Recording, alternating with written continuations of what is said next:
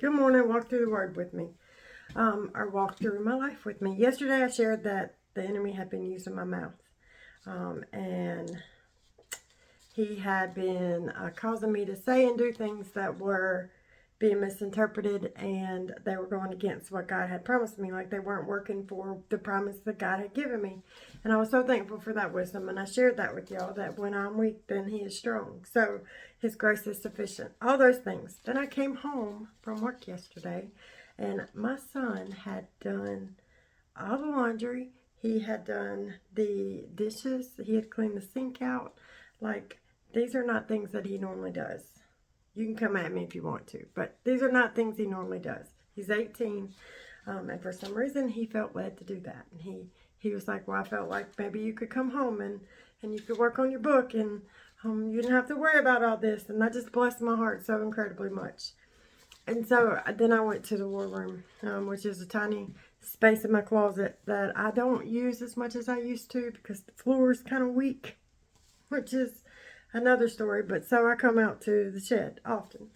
But when I went in the war room, I looked on the wall and there were these cards.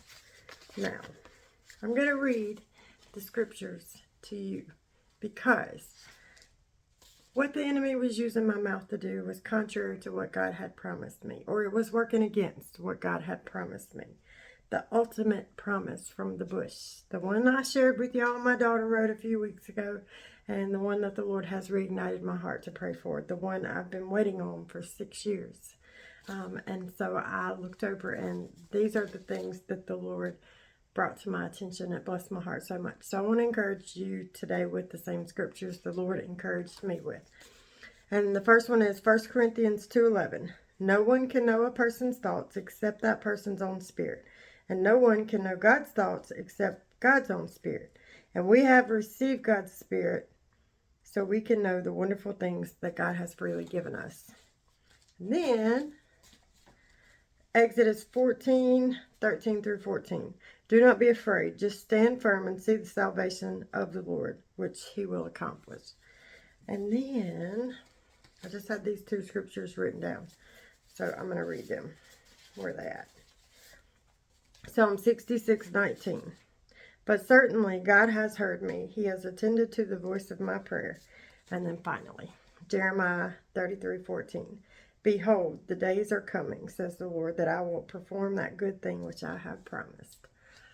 I was feeling kind of down on myself yesterday a little bit because it's so overwhelming, and so much pressure it felt like to get it right, to say the right things, do the right things, be interpreted the way I want, like the way my heart desires to be interpreted, not to be misunderstood. And I felt like I was working against the promise that God had given me. But God reminded me through a series of seemingly insignificant events that he's working. And the cherry on top of all that is my son hasn't really wanted to go to college, but he was invited to try out for a community college about an hour from here, their football team. And now he's reconsidering whether or not he wants to go to school.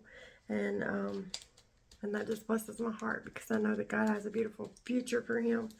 And God is working when I can't see it. And even if I feel like I'm going, even I can't stand against what God has promised me. So I want to encourage you this day. The Lord is with you and he's speaking all around you. And I want to encourage you just to pay attention and write things down so that later on he can bring them back and he can bless you and he can speak to you and encourage you.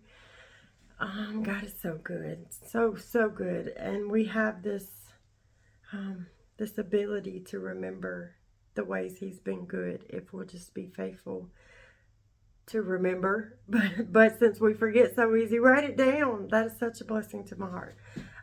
Y'all pray that my son makes the football team if that's what the Lord has for him, and continue to pray for the promise, whatever that looks like in your life. And I'll pray for you, you pray for me. Y'all have a great day. Be encouraged. The Lord is with you and he wants to speak to you today, but you got to look for where he's working.